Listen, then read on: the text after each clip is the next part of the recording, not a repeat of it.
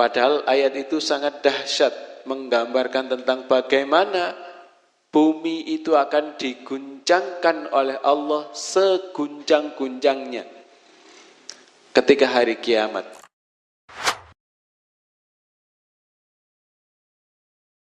Baik, kita mulai. Bismillahirrahmanirrahim. Assalamualaikum warahmatullahi wabarakatuh.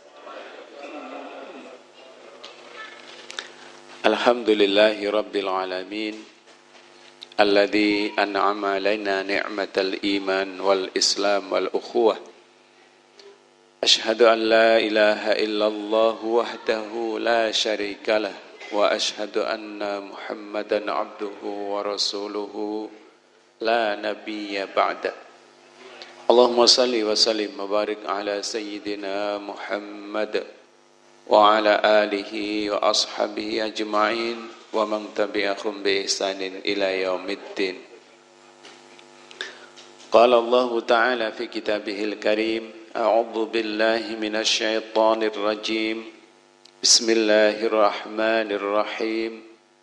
Wa in kuntum fi raibim mimma nazzalna ala 'abdina fa'tu bi suratin min mithlihi فأتوا بسورة من مثله وادعوا شهداءكم من دون الله إن كنتم صادقين فإن لم تفعلوا ولن تفعلوا فاتقوا النار التي وقودها الناس والحجارة أعدت للكافرين صدق الله العظيم.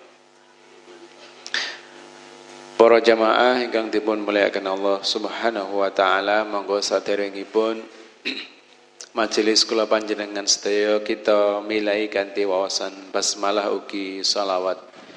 Bismillahirrahmanirrahim. Allahumma shalli wa sallim wa barik ala sayyidina Muhammad. Lan monggo sareng-sareng tansah muji syukur dumateng ngarsa dalem Allah Subhanahu wa taala ingkang sampun paring pinten-pinten rahmat saha nikmatipun dumateng kula panjenengan saengga dalu punika saged bermuwajahah wonten ing menika majelis kanthi kawontenan sehat. Mugi-mugi kanthi rasa syukur kula panjenengan Allah tansah nambahi nikmatipun dumateng kula panjenengan sedaya. Boten kesupen selawat ugi salam mugi tansah kunjuk dumateng junjungan kula panjenengan Baginda Nabi Muhammad sallallahu alaihi wasallam saha sedaya keluarga, kerabat, sahabat lan sinten kemawon ingkang derek lampahipun Baginda Nabi ngantos minjing dumugi dinten kiamat. Lan mugi-mugi kula panjenengan benjing termasuk ingkang dipun daku dados umatipun Kanjeng Nabi lan pikantuk syafaatipun insyaallah. Boten kesupen kagem keberkahan kula panjenengan sedaya wonten ing majelis menika, keberkahan kula panjenengan sedaya wonten ing keluarga, usaha lan napa kemawon hajat kula panjenengan, monggo tansah nyuwun dumateng ngarsa dalem Allah kanthi wasilah fadilahipun suratul Fatihah. Liridallah wa li safati Rasulillah wa kulli niyatin salihah. Al-Fatihah. A'udzu billahi minasy syaithanir rajim. Bismillahirrahmanirrahim. Alhamdulillahi rabbil alamin arrahmanir rahim maliki yaumiddin. Iyyaka na'budu wa iyyaka nasta'in. Ihdinas siratal mustaqim. Siratal ladzina an'amta 'alaihim ghairil maghdubi 'alaihim waladdallin. Amin. Mugi-mugi sedaya panyuwunan kula panjenengan tansah dipun ijabah dening Allah Azza wa Jalla. Amin ya rabbal alamin. Para rawuh, sebagaimana kita ketahui di awal surah Al-Baqarah adalah Allah menjelaskan bahwa dzalikal kitabu la raiba fi, bahwa kitab Al-Qur'an ini tidak ada sedikit pun keraguan di dalamnya. Dan di ayat yang ke-23 Allah menegaskan wa in kuntum fi raibin, dan jika kamu tetap dalam keraguan tentang Al-Qur'an, mimma nazzalna ala abdina, yang kami wahyukan kepada hamba kami yaitu Nabi Muhammad, fa'tu bisuratim mim mislih, buatlah satu surat saja yang semisal Al-Quran itu, wad'u syuhada'akum min dunillahi in kuntum shadiqin, dan ajaklah penolong-penolongmu selain Allah jika kamu orang-orang yang benar. Dan kemarin sudah kita bahas bahwa Al-Quran ini adalah salah satu mukjizat bagi baginda Nabi Muhammad sallallahu alaihi wasallam. Dan di antara kemukjizatannya adalah bahasanya yang teratur rapi. Dan isinya ketika Allah mengabarkan tentang berita-berita gaib masa lalu dan masa yang akan datang, semuanya terbukti akan seperti itu. Dan ketika Allah menyampaikan tentang harapan, maka orang beriman yang membaca ayat-ayatnya akan memiliki semangat, akan tergugah hatinya untuk melakukan apa yang disampaikan oleh Allah untuk mendapatkan pengharapan-pengharapan itu. Dan ketika Allah memberikan peringatan, maka hati orang-orang yang beriman juga akan memiliki rasa takut dan kekhawatiran kepada apa yang disampaikan oleh Allah Azza wa Jalla. Dan bila Al-Quran menyebutkan ayat-ayat hukum, perintah dan larangan, maka ayat-ayat tersebut mengandung segala kebaikan yang bermanfaat dan keluhuran yang dicintai, sebagaimana ia mengandung larangan dari segala yang buruk dan tidak baik, serta segala yang bersifat rendah. Sebagaimana dikatakan oleh Ibnu Mas'ud, salah seorang sahabat dan ulama salaf lainnya, beliau mengatakan, bila kamu mendengar Allah Azza wa Jalla berfirman dalam Al-Quran dengan awalan ya ayyuhalladzina amanu, atau hai orang-orang yang beriman, maka perdengarkanlah telingamu. Itu kata Ibnu Mas'ud dan para ulama salaf yang lainnya. Maka perdengarkanlah telingamu karena ada kebaikan yang diperintahkan atau kejahatan yang dilarang. Karena itu Allah menegaskan dalam surah Al-A'raf ayat 157, A'udzu billahi minasyaitonir rajim.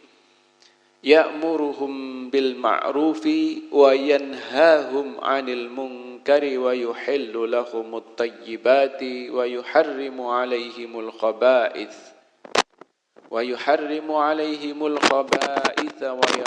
'anhum israhum wal aghlal allati kanat 'alaihim. Yang menyuruh mereka mengerjakan yang ma'ruf dan melarang mereka dari mengerjakan yang mungkar, dan menghalalkan bagi mereka segala yang baik dan mengharamkan bagi mereka segala yang buruk, dan membuang dari mereka beban-beban dan belenggu-belenggu yang ada pada mereka. Jadi ketika Allah memberikan perintah atau larangan, maka perintah itu pasti mengandung segala kebaikan bagi seorang manusia, bagi seorang hamba. Dan ketika Allah melarang sesuatu, maka pasti sesuatu itu mengandung banyak keburukan. Misalnya Allah mengharamkan khamr, maka di balik khamr itu sudah menanti begitu banyak keburukan, begitu banyak kejahatan-kejahatan yang amat sangat mungkin akan mengikutinya. Selain buruk bagi kesehatan seseorang, bagi badan seseorang, bagi fisik seseorang, maka juga akan sangat buruk bagi pikiran dan otak seseorang ketika melanggar larangan Allah ini. Begitupun ketika Allah perintahkan kebaikan, perintahkan sesuatu, maka sesuatu akan membawa kebaikan, dan kebaikan itu balasannya adalah kebaikan yang lainnya. Begitupun bila ayat-ayat Al-Quran menjelaskan tentang hari pembalasan dengan segala kengerian yang ada di dalamnya. Banyak sekali ayat dalam Al-Quran yang menjelaskan tentang hari kiamat. Tapi kadang ketika kita membacanya, karena kita kurang memahami makna dan isinya, kita membacanya biasa-biasa saja. Padahal ayat itu sangat dahsyat, menggambarkan tentang bagaimana bumi itu akan diguncangkan oleh Allah seguncang-guncangnya ketika hari kiamat. Padahal ketika ada bahasa lindu, ada gempa kecil saja, itu rasanya sudah, napa Pak, mbok rintine rodok banter, rodok suwe ngoten pun rasane teng ati niku pun nggih, pun was-was gitu. Nah, padahal hari kiamat nanti Allah menggambarkannya dengan keguncangan yang sangat luar biasa. Begitupun ketika Allah menjelaskan tentang surga dan neraka berikut segala bentuk yang ada di dalamnya. Bentuk kenikmatan yang Allah gambarkan tentang surga, dan juga bentuk tentang siksa pedih yang Allah Azza wa Jalla siapkan untuk musuh-musuhnya. Misalnya digambarkan dalam salah satu hadis itu, siksa neraka yang paling ringan, kata baginda Nabi, adalah seseorang yang diletakkan, kenapa Pak? Kerikil dari api neraka di telapak kakinya. Awak dia nek ngidek kerikil ngoten paling nggih sakit, tapi kadang malah penting dan merefleksi. Tapi kalau kerikil dari neraka, baginda Nabi menggambarkan, maka mendidihlah, kenapa Pak? Otaknya. Bisa kita bayangkan, padahal badan kita ini bukan penghantar panas. Lek suku jempol ya awake dhewe niki kesandung, niku sewakit sing sambat lisan, sing ngrasakne otak kita, itu karena adanya saraf yang mengantarkan rasa sakit itu, sehingga kemudian terlontarkan melalui lisan kita. Nek sing kesandung awak dhewe, insyaallah sing metu inna lillahi wa inna ilaihi rajiun. Nggih. Tapi nek sing kesandung sing biasa nggih, sing metu iso macem-macem. Itu gambarannya baginda Nabi ketika kerikil ini diletakkan di telapak kaki, maka mendidihlah otaknya. Ini secara logika, fisika itu ndak masuk. Tapi itu digambarkan karena begitu dahsyatnya, begitu panasnya api neraka, begitu panasnya kerikil dari neraka itu. Artinya, jamaah yang dimuliakan oleh Allah, ayat-ayat tersebut benar-benar menyampaikan berita gembira dan peringatan untuk memotivasi hambanya, yang ciri-ciri orang yang beriman itu adalah alladzina yadhkurunallaha ketika disebut nama Allah maka bergetarlah hatinya, dan ketika dibacakan ayat-ayat Allah bertambahlah imannya. Disinilah gambaran itu, ayat-ayat itu akan memberikan dorongan kepada orang-orang yang beriman untuk memiliki motivasi melakukan kebaikan-kebaikan dalam kehidupannya.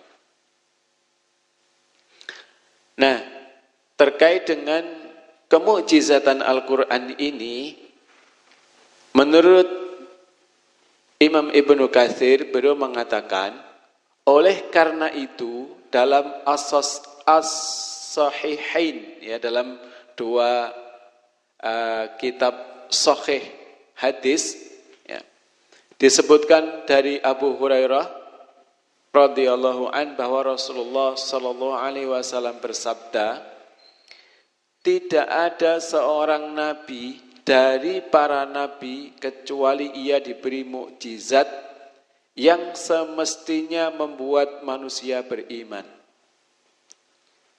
Dan yang Allah berikan kepadaku hanyalah wahyu yang Dia wahyukan kepadaku. Aku berharap menjadi nabi yang paling banyak pengikutnya di hari kiamat. Ini dari lafadz Imam Muslim. Sabda beliau, yang Allah berikan kepadaku hanyalah wahyu, yakni mukjizat yang Allah Azza wa Jalla berikan khusus kepadaku adalah Al-Quran, yang mana manusia tidak mampu menandinginya. Lain halnya dengan kitab-kitab Allah Azza wa Jalla yang lain, ia bukan mukjizat menurut kebanyakan ulama. Ini menurut Imam Ibnu Katsir. Sedangkan Nabi SAW sendiri memiliki mukjizat yang banyak yang membuktikan tentang kenabian dan kebenaran beliau. Jumlahnya tidak terhingga dan tidak terhitung. Juga ditambah dengan Al-Quran yang sampai hari ini dan sampai hari kiamat nanti akan terus terjaga kemurnian dan keasliannya. Karena yang menjamin adalah Allah Azza wa Jalla. Inna nahnu nazzalna dzikra wa inna lahu lahafidhun. Sesungguhnya kamilah yang telah menurunkan Al-Quran dan kami pula yang menjaganya. Ada suatu saat Allah menyebut dirinya dengan kami. Ini mungkin menjadi pertanyaan, kok kami? Kita pun juga biasa begitu. Kami ini adalah kadang sebutan apa Pak? Saya, yang menunjukkan penghormatan atau kehormatan. Jadi misalnya jenengan nulis surat, itu biasanya hormat kami, bukan hormat saya. Jarang hormat saya, berarti hormat kami. Seperti itu kurang lebihnya. Jadi kalau Allah kadang menyebut dirinya dengan kami, dan itu menunjukkan keagungan Allah Azza wa Jalla. Nah, kemukjizatan Al-Quran ini menurut para ulama, jamaah yang dimuliakan oleh Allah, di antaranya adalah tidak tertandingi oleh manusia. Apakah manusia tidak bisa membuat yang semisal itu? Bukan tidak bisa. Para ahli bahasa barangkali mungkin bisa menulis semacam atau semisal dari surat-surat yang ada di dalam Al-Quran. Tetapi mereka tidak melakukannya, walaupun mereka sangat ingin melakukannya. Kenapa? Karena Allah yang mencegah mereka melakukannya. Dan itulah juga salah satu yang membuktikan kemukjizatan dari Al-Quran. Maka kata Allah, فَإِلَّمْ تَفْعَلُوا وَلَنْ تَفْعَلُوا. Jika kamu tidak bisa dan tidak akan pernah bisa. Karena Allah yang menjadikannya, mereka tidak akan pernah bisa. Sebagai wujud dan bentuk dari kemukjizatan Al-Quran dan kebenaran Al-Quran bahwa ia adalah datang dari Allah Azza wa Jalla. Kemudian di ayat yang ke-24, jamaah yang dimuliakan oleh Allah, setelah Allah menegaskan fa'illam taf'alu walan taf'alu, Allah menegaskan fattaqun naral lati waquduhan nasu wal hijarah u'iddat lil kafirin. Maka jika kamu tidak dapat membuatnya, dan pasti kamu tidak akan dapat membuatnya, peliharalah dirimu dari neraka yang bahan bakarnya manusia dan batu, yang disediakan bagi orang-orang kafir. Jamaah yang dimuliakan oleh Allah, ayat ini al-waqud atau waquduha, al-waqud. Dengan huruf wawu dibaca fathah bermakna sesuatu yang dimasukkan ke dalam api agar menyala baik. Agar api itu menyala dengan baik. Apakah itu berupa kayu atau benda sejenis. Jadi kata Allah, fattakun naral lati waquduhan nasu wal hijarah. Peliharalah dirimu dari neraka yang bahan bakarnya manusia dan batu. Di ayat yang lain Allah berfirman, A'udzu billahi minasyaitonir rajim, wa ammal qasiyatuna fakanu li jahannama hataba. Adapun orang-orang yang menyimpang dari kebenaran, maka mereka menjadi kayu api bagi neraka jahanam. Quran surah Al-Jin ayat 15. Di ayat yang lain Allah tegaskan, A'udzu billahi minasyaitonir rajim. Innakum wa ma ta'buduna min dunillahi hasabu jahannama antum laha waridun. Law kana haula'i alihatan ma waraduha wa kullun fiha khalidun. Sesungguhnya kamu dan apa yang kamu sembah selain Allah adalah umpan jahanam. Kamu pasti masuk ke dalamnya. Andai kata berhala-berhala itu Rob, tentulah mereka tidak masuk neraka dan semuanya akan kekal di dalamnya. Quran surah Al-Anbiya ayat yang ke-98 dan 99. Maksud batu di sini adalah batu pemantik yang sangat besar, hitam, keras, dan bau. Batu yang paling panas bila dibakar. Semoga Allah Azza wa Jalla melindungi kita dari semuanya. Jamaah yang dimuliakan oleh Allah, jadi gambaran waquduhan nasu wal hijarah yang bahan bakarnya adalah manusia dan batu. Batu di sini adalah batu yang digunakan oleh Allah Azza wa Jalla sebagai pemantik api agar api itu terus menyala. Dan juga sebagai bahan untuk lebih panasnya api neraka itu untuk menyiksa orang-orang yang mendurhakai dan mendustai Allah Azza wa Jalla. Kita di dunia ini mengenal teknologi atau strategi memasak makanan yang primitif itu Pak, dengan batu yang dibakar, kemudian makanannya ditaruh di dalamnya, bahan makanannya untuk bisa matang dengan sempurna. Karena batu itu kalau dibakar dia akan menjadi sangat panas. Begitulah gambarannya. Jamaah yang dimuliakan oleh Allah. Allah menggambarkan batu-batu di neraka itu sebagai bagian dari sarana untuk menghukum orang-orang yang dimasukkan ke dalamnya, yaitu orang-orang yang kufur kepada Allah Azza wa Jalla.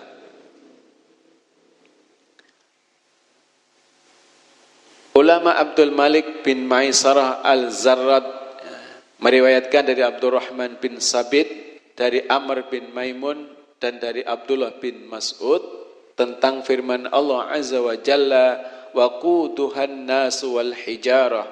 Ia berkata, batu pemantik Allah Azza wa Jalla menciptakannya saat menciptakan langit dan bumi. Di langit paling bawah yang dia siapkan untuk orang-orang kafir. Intinya batu yang dimaksud adalah dari berbagai penjelasan itu adalah batu pemantik untuk menghidupkan terus-menerus api neraka jahanam.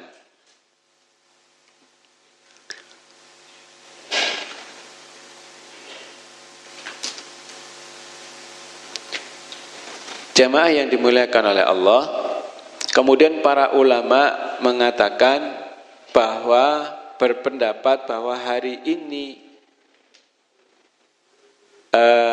neraka itu sudah ada dan surga juga sudah ada.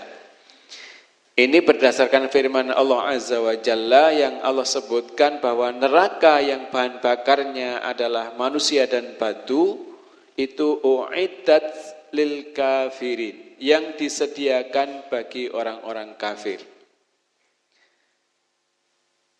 Karena uiddat atau yang disediakan itu merujuk pada api neraka yang bahan bakarnya manusia dan batu.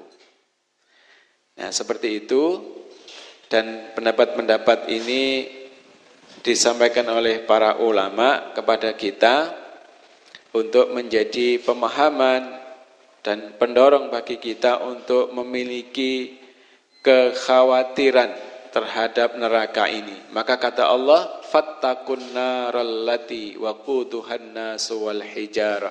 Maka peliharalah dirimu dari neraka yang bahan bakarnya manusia dan batu. Jamaah yang dimuliakan oleh Allah, dorongan, gambaran dari Allah Azza wa Jalla terkait dengan surga dan neraka itu begitu banyak ayat-ayatnya. Mudah-mudahan kita mampu untuk merenungkan, memahami dan menjadikannya sebagai motivasi agar meningkatkan kualitas iman dan takwa kita kepada Allah Azza wa Jalla dan meningkatkan kualitas ibadah kita. Kemudian Imam Ibnu Katsir menyampaikan ada beberapa hal yang patut untuk direnungkan. Yang pertama, beliau menyampaikan firman Allah tentang fa'tu bisuratim mim mithlih. Buatlah satu surat saja yang semisal Al-Quran itu. Dan juga firman Allah Azza wa Jalla dalam surat yang lain, yaitu surah Yunus, yang bunyinya hampir serupa, bisuratim mim mithlih, sebuah surat seumpamanya. Quran surah Yunus ayat 38. Ini berlaku umum untuk seluruh surat Al-Quran, baik yang panjang maupun pendek. Karena kata surah disebutkan secara nakirah dalam konteks kalimat syarat, sehingga ia bersifat umum, sebagaimana bila ia hadir dalam konteks kalimat negatif menurut para muhaqqiq dari kalangan usul fikih. Jadi tidak hanya surat-surat tertentu yang disampaikan oleh Allah untuk membuatnya, tapi tidak akan pernah bisa. Bahkan ketika surat itu surat paling pendek, misalnya surah Al-Kautsar atau Al-Kafirun dan sebagainya. Tetapi beliau menjelaskan, seperti tadi di depan sudah disampaikan, kata beliau, seperti yang kita tahu bahwa membuat yang semisal dengan Al-Quran atau yang mendekatinya adalah mungkin. Jika kalian katakan bahwa membuat yang semisal dengan surat-surat yang di luar batas kemampuan manusia merupakan sebuah penentangan, maka usaha untuk melakukan penentangan dapat memunculkan tuduhan terhadap agama. Kata beliau, kami katakan karenanya kami memilih cara yang kedua. Kami katakan jika surat ini mencapai puncak kefasihan sebagai mukjizat, berarti tujuannya telah tercapai. Akan tetapi jika tidak demikian, maka ketidakmampuan mereka, orang kafir, untuk menandinginya yang dibarengi kuatnya dorongan untuk menghinakannya, berarti itu adalah mukjizat. Artinya secara teori mungkin bisa dibuat surat yang semisal atau mendekati apa yang ada dalam Al-Quran. Tetapi tadi orang-orang kafir ini dihilangkan kemampuannya untuk melakukannya, meskipun dorongan mereka untuk melakukannya kuat, dan dihilangkannya ini juga sebagai dorongan untuk menghinakan mereka dan menguatkan bahwa ayat-ayat Al-Quran ini adalah mukjizat dari Allah Azza wa Jalla. Jemaah yang dimuliakan oleh Allah, itulah beberapa yang menjadi penghujung penjelasan Imam Ibnu Katsir terkait dengan ayat 23 dan 24 dari surah Al-Baqarah. Yang kurang lebihnya, kenapa ini sampai 3 pertemuan padahal lembarannya cuma 5 juga? Karena memang hampir seluruhnya ini tidak bisa diringkas. Gitu. Sehingga kita bacakan semuanya dan mudah-mudahan menjadi pencerahan bagi kita terkait dengan hujah atau penjelasan tentang kebenaran apa yang Allah Azza wa Jalla sampaikan dalam ayat-ayatnya di dalam Al-Quran. Sebagaimana di awal ayat, di dalam awal surat, bahwa Al-Quran ini adalah kitab yang tidak ada keraguan di dalamnya. Sehingga kemudian Allah menegaskan bagi orang-orang yang masih ragu, yaitu wa in kuntum fi raibin, dan jika kamu tetap dalam keraguan, maka solusi dari Allah adalah untuk membuat yang semisal Al-Quran. Tetapi itu tidak mungkin dan tidak akan terjadi. Maka disinilah kemudian menguatkan bagi kita tentang kebenaran apa yang Allah Azza wa Jalla sampaikan dalam Al-Quran. Dan inilah yang harus menjadi masdar atau dustur dalam kehidupan kita. Dustur itu panduan, pedoman. Jadi dalam kehidupan keseharian kita ini hendaknya semuanya kita sandarkan kepada perintah dan larangan Allah Azza wa Jalla. Sebagaimana ketika Ummul Mukminin Aisyah radhiyallahu anha, beliau ditanya oleh para sahabat, "Ya Ummul Mukminin, bagaimanakah akhlak baginda Nabi?" Beliau mengatakan, "Khuluquhul Quran." Akhlak beliau adalah Al-Quran. Jadi Al-Quran ini benar-benar menjadi panduan, menjadi dasar dalam kehidupan beliau. Sehingga kita, orang-orang mukmin yang telah menyatakan keimanan kepada Allah dan Rasul-Nya serta kepada Al-Quran ini, maka kita harus menjadikan Al-Quran ini sebagai pedoman kehidupan kita, sebagai dasar kehidupan kita yang kita aplikasikan dalam kehidupan keseharian kita. Maka menjadi hal yang penting dan menjadi hal yang wajib untuk kita lakukan adalah interaksi kita dengannya. Ketika kita mendatangkan kendaraan baru dari dealer, apakah itu sepeda motor, apakah itu mobil, dengan berbagai merek dan tipenya, dealer pasti menyertakan apa, Pak? Buku panduan, petunjuk penggunaan. Nah, dan itu tidak hanya kendaraan, hampir semua barang yang kita beli baru dari pabrik itu mesti ada petunjuk penggunaannya. Nah, panduan kita untuk kehidupan ini yang didatangkan oleh pencipta kita, yaitu Allah Azza wa Jalla, adalah Al-Quran ini. Maka kalau kita biasa pakai mobil manual, kemudian mobil itu kita jual, buku petunjuknya masih kita simpan. Kemudian kita beli mobil baru yang matic. Karena kita masih ingin bernostalgia dengan mobil manual kita, yang kita baca buku manualnya mobil yang manual.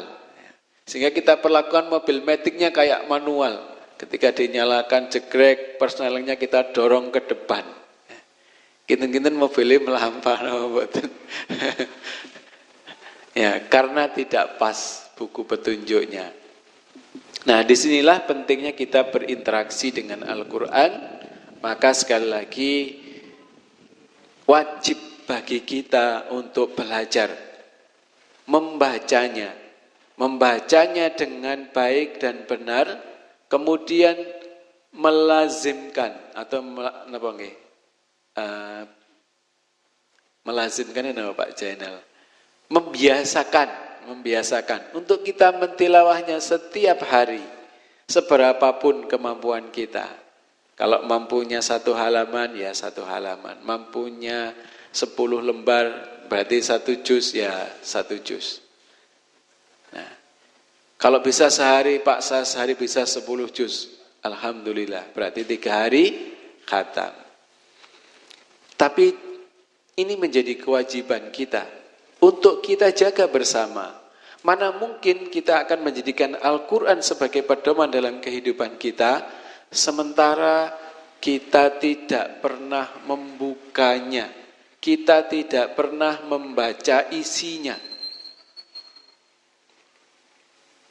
Lawang kita yang membaca saja tanpa mempelajari isinya juga kadang ayatnya bercerita tentang neraka kita tersenyum. Ya, begitu ayatnya tentang surga kita nangis. Nah, kebalik kan? Karena tidak memahami isinya. Nah, karena itulah penting sekali lagi interaksi kita. Dan tidak ada kata terlambat untuk belajar membaca Al-Quran.